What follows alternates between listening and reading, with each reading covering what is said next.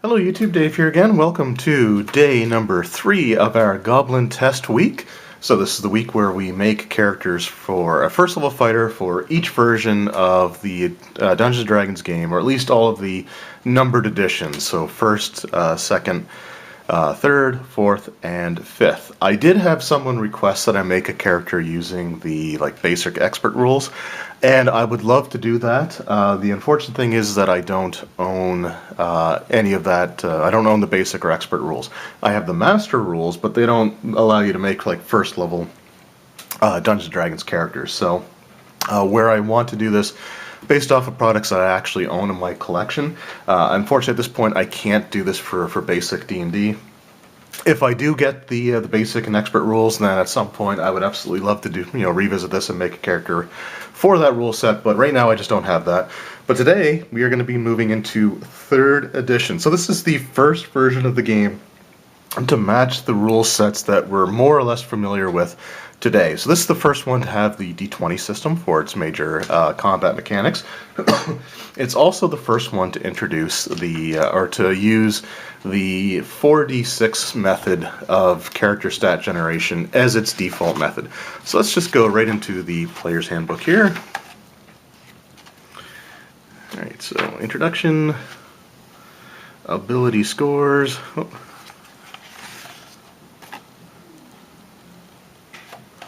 Alright, so here we go. So, character creation, roll ability scores, roll your character's 6 ability scores, determine each score by rolling 4 6-sided dice, ignoring the lowest die roll, and totaling the other 3. Record your 6 results on scrap paper, and then you adjust and assign. So this is the first one where you do 46, drop the lowest, and arrange to taste.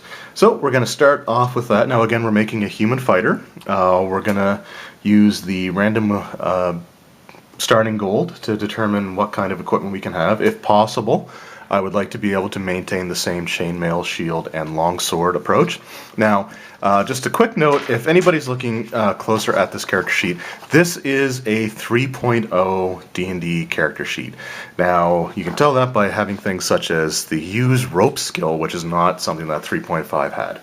The reason I'm doing this is the only 3.5 character sheet that I was able to find was a very elaborate one that was 4 sheets long, and there was information that I would want to fill in on 3 out of the 4 sheets, and I don't want to waste that much ink for something like this. I want something a little bit more simplistic, so I just printed off the 2 sheets here just for the gear, special abilities, feats, because this is all that I really need. Now, the different skills that were dropped from between 3 and 3.5 are not ones that are really going to factor in anyway, but I will go through and actually make the skills and stuff like that.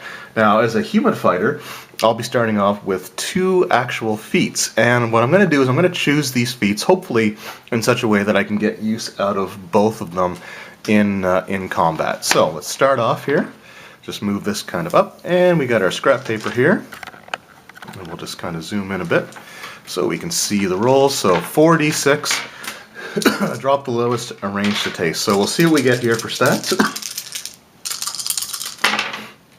Well, that is a good start. So we got an 18.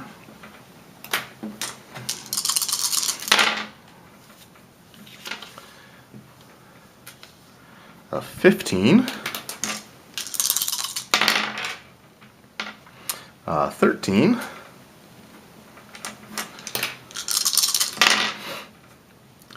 Let's see, 5, 4, 9, and 3 is 12. Another 13, so this is actually another decent character. This may even technically be better than the optimized character. So that's kind of interesting, because the optimized character was going to have, I wanted to guarantee an 18. And this is actually the first character that I've rolled up that has had an 18. I also was going to have a 16 Constitution and a 12 Dexterity. And I've actually got a higher stat than that, so I can have a 15 Dexterity and a 16 Constitution. So this is actually going to be better than my optimized character. So what I think I might do is do something a little bit different. So for the second character, I might have one that is I'll probably use the same array of like what I would consider to be optimized stats, but I may go for a high damage, lower armor class character and see how that works. Just where I actually got stats higher than what I was going to use for the optimized build, because I honestly didn't think I was going to roll an 18. So, I'm playing a human, so all of the stats are unadjusted. So humans don't get any bonuses to any of their stats. So let's just go ahead and before I actually assign my dexterity, I do want to check out and see what my starting gold is going to be, just to see what I can actually afford as far as equipment goes. So I don't want the starting package. Must be in the equipment section. It's been a few years since the last time I actually looked at my 3rd edition or 3.5 Player's Handbook. And this is a Player's Handbook that I actually have been using since 2003. So this one I bought right when it came out. Alright, Fighter. Fighter is 64 times 10. So actually a little bit more than normal, so we'll roll that next. So that is 1, 2, not great, 6, 7, 8, 9, and 8, 9, so 12, so it's only 120 gold. So it's below average because they had 150 as the average, but I've got 120 gold pieces. So let's just have a look at our equipment section here. And our armor.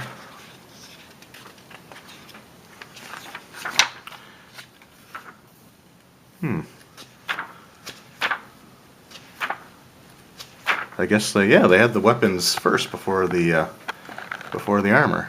So it's like I said, it's been a while since I looked through this book. Alright, chainmail. So chainmail is out. Chainmail is 150 gold on its own. So the best I'm going to be able to do is to afford scale mail, a heavy shield. I can get scale mail and heavy steel shield, which gives me an armor class of 16. Which is actually, oddly enough, it would be sort of the equivalent of having an armor class of 4 in the previous edition, because I'm changing my armor class number by 6. So I think that's what I'm going to have to do. So it's going to have to be scale mail, heavy steel shield, and a longsword. And the longsword is still 15 gold pieces. Alright, so how much should I say? There's 20 for the shield. So 20, so 70, so 85 gold. Okay. And that gives me scale mail, heavy H, steel shield, and a longsword. Okay, and the last thing is maximum dexterity bonus for scale mail is +3, so I can have up to a 16 dexterity if I wanted to. So I'm gonna this character's gonna be the highest armor class character to date so far in terms of the actual total adjustment. So again, so the 3rd edition, the D20 system follows the same sort of rules for the ability scores and the modifiers and stuff like that that we had from before. Or that we have now, I should say, not that we've had from before. So this is the first one that did away with all the separate charts and just gave you the flat bonus. And the way the bonuses work is the same as 5th edition and 4th edition. 10 is considered an average ability score, so it has a 0 modifier, and for every even number above 10 you get an additional +1. So +1 at 12, +2 at 14, +3 at 16, +4 at 18. And for every 2 below the 10 is a -1. So 8 would be -1, 6 would be -2, 4 would be -3.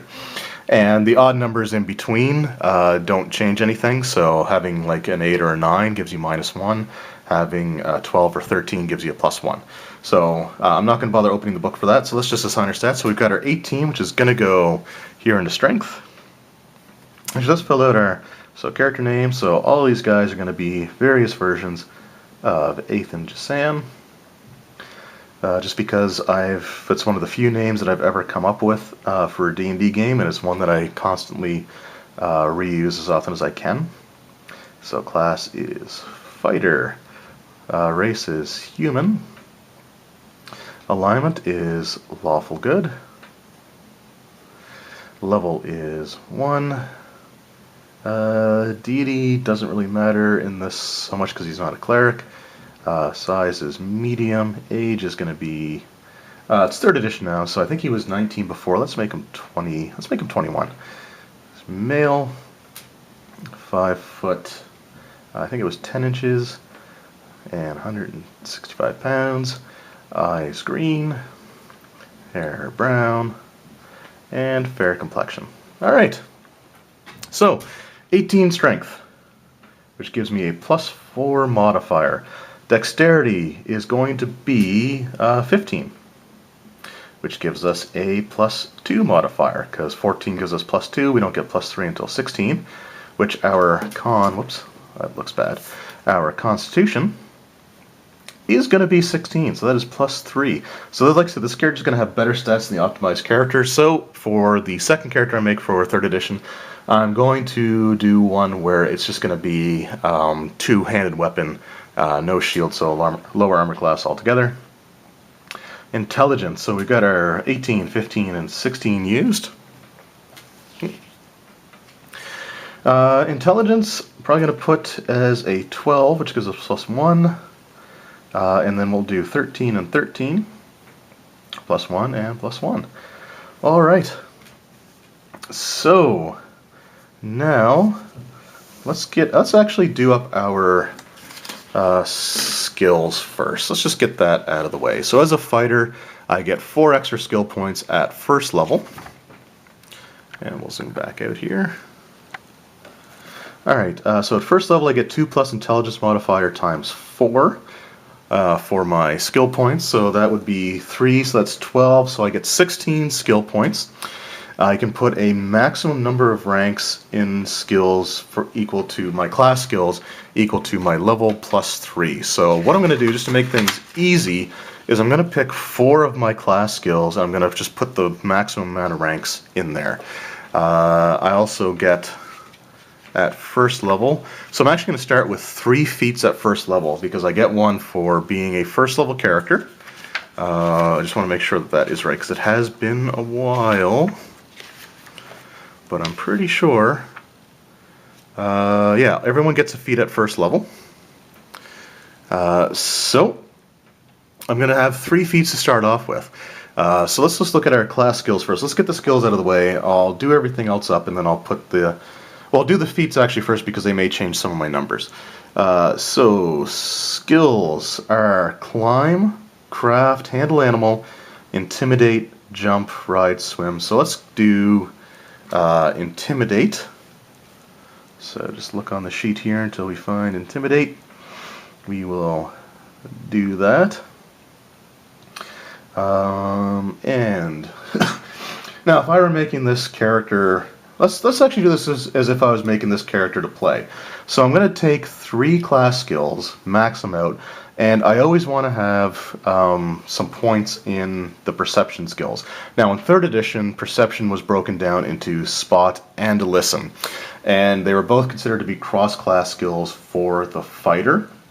So what that means is you have to put 2 skill points in before you get a single rank, which kind of sucks. It's one of those things that always got house ruled in my games. But what I'm going to do is actually, because I'll have 4 points left over, is I'm going to put 2 points into each of spot and listen, which will give me 1 rank in each. So listen, number of ranks is that one there. So 1, and then spot down here will be 1. So that is right now. So intimidate has 4 ranks in it. So right now that is 8 of my 16 points used up.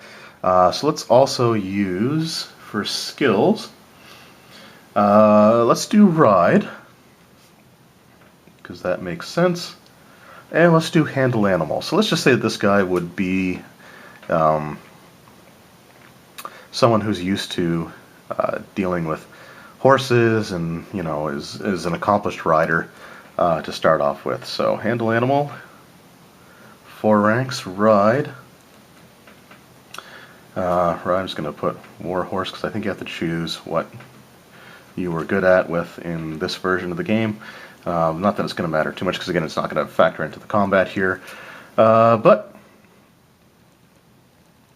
alright, now let's just fill in those numbers. I'm not going to worry about anything else because they would just be the straight ability score modifier, and there are some skills that you just simply put weren't allowed to use depending on your class. So dexterity is 2, intimidate is charisma, and handle animal is charisma. So +5 for that, +5 for intimidate, +6 to ride, and +2 to both of my spot and listen. Alright, so that's out of the way now.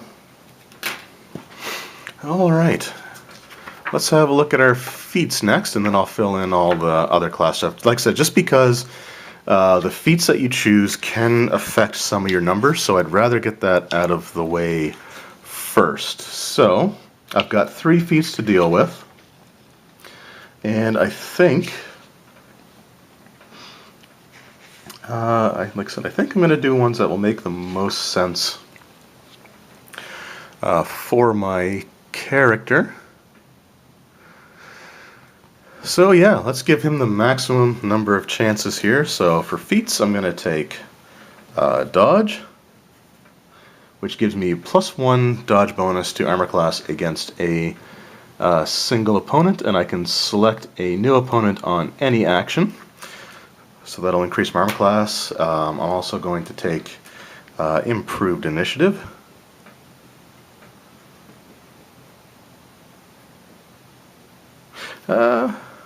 No, you know what? Yeah, let's take improved initiative, because the other set of feats that I'd consider taking I can do for the two-handed weapon character. And then I'm going to take weapon, focus, which gives me a +1 to attacks with my longsword. Okay. So improved initiative. So dodge, like I said, gives me +1 armor class against a single target, and I can change that each turn. Improved initiative. Improved initiative gives me a +4.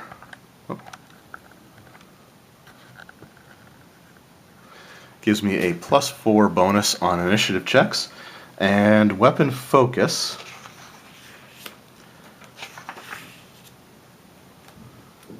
Which we got right there. So weapon focus, choose any type of weapon such as great axe. I'm choosing longsword, and basically I get a +1 proficiency bonus to attacks made with that weapon. I can take it multiple times, but I have to choose a different weapon each time, and that will be my bonus fighter feat. So the one that I get at first level for being a fighter will be weapon focus. Dodge will be my bonus one for being a human, and my standard one for first level, just being a first level character, will be improved initiative. And let's just go to our fighter next, and we'll just fill in the numbers. All right. So just gotta do this such a way I am a lefty. So, just taking a look, I'll just show the numbers off here and then we'll fill them in. Get it to focus here, I hope. Starting to, nope. Alright, let's just zoom out a little bit. Alright, so the numbers that we have to look at here are essentially going to be base attack bonus of +1, and I get a +2 bonus on my fortitude save. Everything else is just zeros. So let's just go ahead and fill that information in, and then we'll be pretty well done. Also my speed. So my speed starts at 30 feet. I don't think the splint mail reduces that.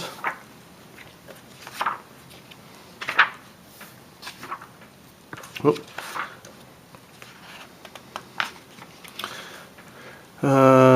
Did you do speed? Or it's not splint. Wow. Scale mail. So speed, it does actually reduce my speed. So it goes from 30 feet down to 20 feet. Alright, so speed is 20. 20 feet for the medium armor. Hit die type is a D10. Now, in this version of the game, you get maximum hit points at first level. So, just filling in our hit points, we get 10 plus our Constitution modifier, so we're going to have 13 hit points to start with. Our base attack bonus, so we got our melee and ranged. Base attack bonus is going to be +1. I'm not going to use any ranged weapons, but there you go. Strength modifier is going to be +4, +2, and I don't have any other modifier, so I get +5 to hit at first level with my longsword. And if I were to use a ranged weapon of any sort, I would get +3. For my saving throws, and base attack +1. So for saving throws, so this breaks it down. Instead of having like poison, petrification, rod, staff, wand, spell, breath weapon, all that, just breaks down to fortitude, reflex, and will. So I get +2 base save to my fortitude, and everything else is zeros. Then I have my ability modifier, so constitution, so I get +3, so +5 for my constitution saves. My dexterity modifier is 2, so I get +2 on my reflex saves, and my will saves are based off of wisdom, which gives me +1 for +1, and I keep running the pluses down even though it's already there. Alright, so we've got that information. Our initiative modifiers are dexterity modifier of +2, and you add to that my +4. I gotta stop writing the pluses down. So that gives me +6 to initiative. So he's going to be pretty quick to go. And the last things really, let's just fill in the feats here. So feats are dodge, improved initiative, and weapon focus longsword. Alright. Now again, I probably could have done without the second sheet just because there's not a lot that I'm going to put on there. But I will actually do my carrying capacity and all that. Let's do that now. Let's save the weapons and armor class for last because that's going to be sort of just the last sort of hurrah type of thing. Adventuring.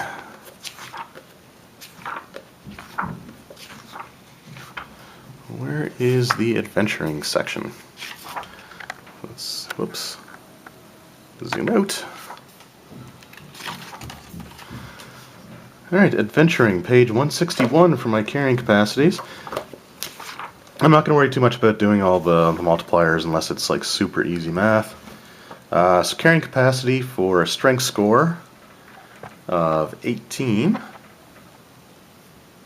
So we got it right down here. So 100 pounds or less is a light load. Medium load is up to 200 pounds and up to 300 pounds. Okay, so this is actually pretty easy math. Whoops. If I put the right numbers in. So 200 pounds is a medium load, up to 300 pounds is a heavy load. So the maximum that I can lift over my head is 300 pounds. The maximum I can lift off the ground is 600 pounds because it's 2 times your heavy load weight. And our push or drag is 5 times, so I can push up to 1,500 pounds of stuff. My languages, so it's common plus my racial languages, which I don't have, plus intelligence bonus, so I get an extra 1. So why don't we put down for second language? Let's just put down. Let's put down Goblin, just so they can talk to each other while they're fighting. All right. So armor class, let's get that out of the way now. I think I said it was +4 for the scale mail. So scale mail is +4. So that's going to go up here where it says armor class. And again, we'll sort of zoom in. Alright, so armor class starting with armor bonus, so it's going to be 4. Shield bonus is going to be +2. I don't have to write the plus. Dexterity is also going to be 2, because I can have it to +3. So that is going to give me an armor class of 4, so 10 + 4 + 2 + 2. So I'm going to have a starting armor class of 18. And the last thing to fill in is going to be my longsword. So I know it's medium, I know it's slashing. The weight, it used to be, what was it, 4 pounds before. I don't know if it's still 4 pounds in this edition.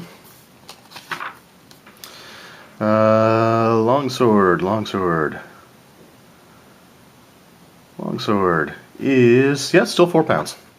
So that didn't change. 4 pounds. And the range is obviously going to be, yeah, so the range is going to be melee, no special properties, but I do get my weapon focus. So weapon focus gives me +1 to the attack rolls. So I've got my melee attack bonus already worked out as +5. Because I have weapon focus with longsword, I add +1. So my total attack bonus right now is going to be +6 for the longsword. The damage is going to be 1d8 plus my strength modifier, which is up here. So my strength modifier is +4, so I'm doing a d8 +4. Weapon focus doesn't apply to damage, only to attack rolls.